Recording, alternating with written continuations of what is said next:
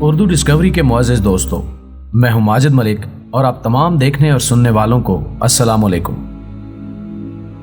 ناظرین گرامی، دیو جانسن کلبی یونان کا ایک عجیب کردار تھا۔ تاریخ اسے نسل انسانی کا سب سے بڑا متوکل اور سب سے بڑا قناعت پسند دانشور کہتی ہے۔ وہ آنکھوں سے اندھا لیکن دل و دماغ سے روشن تھا۔ اس کے پاس ایک کتا تھا۔ یہ کتا اس کا ساتھی بھی تھا اور راہبر و رہنما بھی۔ اسی کتے کی نسبت سے لوگ اسے کلبی کہتے تھے۔ دیو جانسن کلبی ارسطو اور سکندر اعظم کے دور میں تھا اور اس کے بارے میں عجیب و دلچسپ واقعات مشہور ہیں۔ مثلاً کہا جاتا ہے وہ ایک دن دوپہر کے وقت ہاتھ میں چراغ لے کر ایتھنز کی گلیوں میں گھوم رہا تھا۔ کسی نے اس سے پوچھا، دیو جانسن، تم چراغ لے کر کیا تلاش کر رہے ہو؟ اس نے جواب دیا، میں آدمیوں کے ہجوم میں انسان تلاش کر رہا ہوں۔ ناظرین گرامی، اس زمانے میں ارسطو نے انسان کے بارے میں اپنا مشہور فلسفہ دیا تھا۔ ارسطو کا کہنا تھا، انسان ایک ایسا جانور ہے جو دو ٹانگوں پر چلتا ہے اور اس کی قامت سیدھی ہوتی ہے۔ یہ فلسفیوں، عالموں اور علم پرستوں کا دور تھا۔ چنانچہ ارسطو کا یہ فلسفہ گلی گلی، محلے محلے دہرایا جانے لگا۔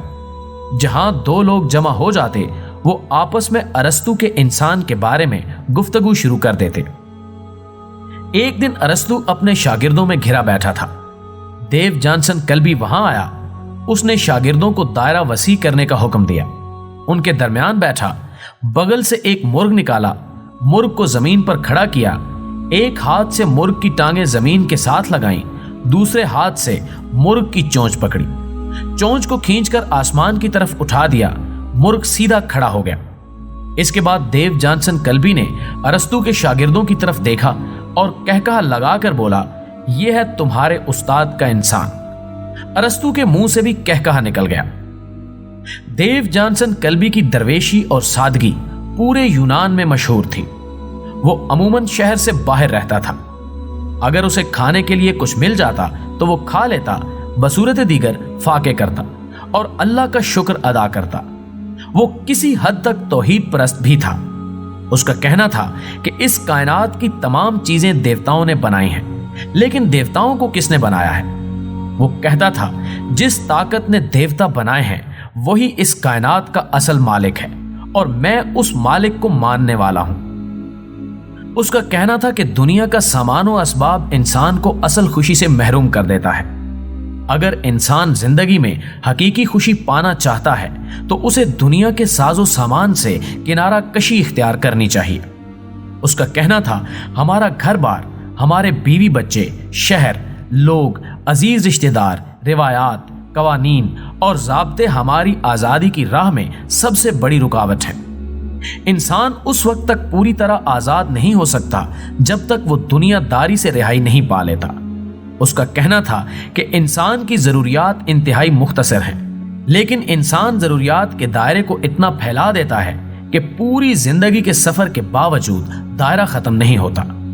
اس کا کہنا تھا کہ بہادر وہ شخص ہوتا ہے جو اپنے اندر کے خوف کو شکست دے دے۔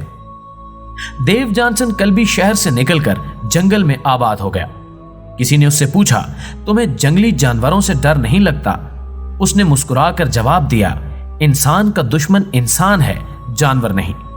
ایک اور جگہ لکھا ہے، انسانوں کو جانوروں سے نہیں، انسانوں سے خطرہ ہے۔ وہ کہا کرتا تھا، انسان سے بچو، انسان کی درندگی ہزار درندوں پر بھاری ہے۔ ناظرین گرامی، بڑا مشہور واقعہ ہے۔ سکندر اعظم اس کی تلاش میں شہر سے باہر نکلا۔ دیو جانسن کلبی ایک بیابان میں بیٹھا دھوپ تاپ رہا تھا۔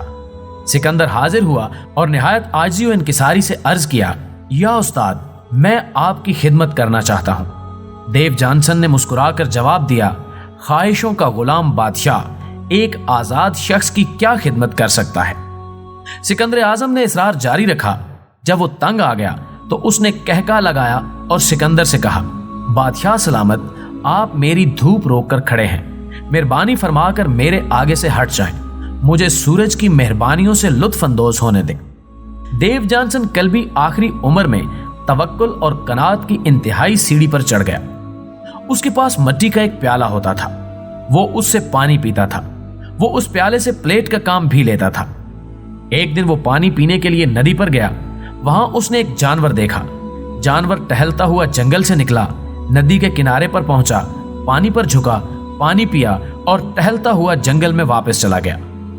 دیو جانسن نے سینے پر ہاتھ مار کر کہا، تم پر تف ہو، ایک جانور بھی توکل میں تم سے کتنا آگے ہے، تم ابھی تک پیالے کی محتاجی سے آزاد نہیں ہو سکے۔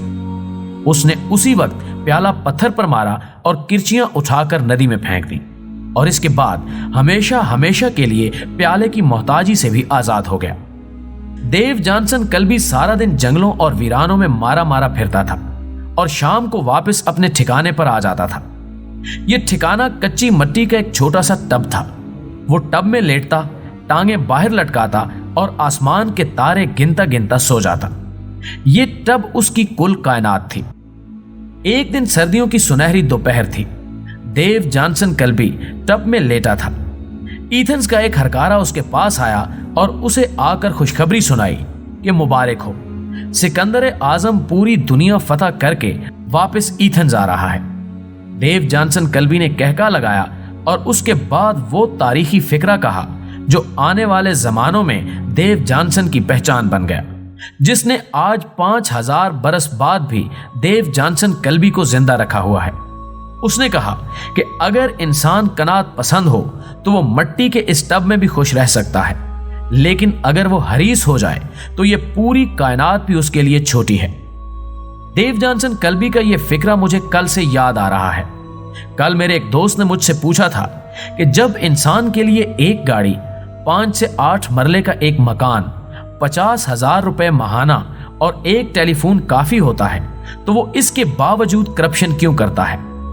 اس نے پوچھا ہمارے حکمران 50 گاڑیاں، 4 جہاز، 100 ایکڑ کے محلات اور 40 کروڑ کے سیکرٹ فنڈز کیوں رکھتے ہیں؟ ان کے دل کیوں نہیں بھرتے؟ میں نے اسے دیو جانسن کلبی کا یہ فکرہ سنایا اور اس کے بعد عرض کیا کہ انسان اگر مطمئن ہونا سیکھ لے تو وہ کچی مٹی کے ٹب میں بھی خوشگوار زندگی گزار سکتا ہے، لیکن اگر اس کی آنکھوں میں حرص آ جائے تو ساری دنیا کی گاڑیاں، ساری دنیا کے جہاز، ساری دنیا کے محلات، ساری دنیا کا سونا چاندی، ڈالر اور ساری دنیا کا اقتدار مل کر بھی اس کی خواہش نہیں مٹا سکتا۔ وہ اپنی پوری زندگی مزید سے مزید اور زیادہ سے زیادہ کی تلاش میں گزار دیتا ہے۔ میں نے اس سے عرض کیا کہ بدقسمتی سے ہمارے حکمران، ہماری رولنگ کلاس کا تعلق لوگوں کے اس گروہ سے ہے جن کی آنکھیں اور جن کے معدے حرص کی مٹی سے بنتے ہیں، لہٰذا یہ لوگ کبھی سیر نہیں ہوں گے۔ یہ لوگ اپنے کفن تک پر جیبیں لگوائیں گے اور یہ دوزخ میں بھی ٹھنڈا پانی مانگیں گے۔ ناظرین گرامی، آخر میں دعا ہے کہ اللہ ہمیں ہر طرح کے حرص و لالچ سے محفوظ رکھے اور ہمیں قناعت پسندی کی ایک بہترین زندگی گزارنے کی توفیق عطا فرمائے، آمین۔ ویڈیو پسند آنے کی صورت میں اسے لائک کیجئے، فیس بک اور واٹس ایپ پر اپنے دیگر دوستوں کے ساتھ بھی شیئر کیجئے اور کمنٹ باکس میں ہمیں اپنی قیمتی تجاویز سے ضرور آگاہ رکھیے گا۔ ہماری اگلی ویڈیو آنے تک آپ کا، ہمارا، ہم سب کا خدا نگہدار۔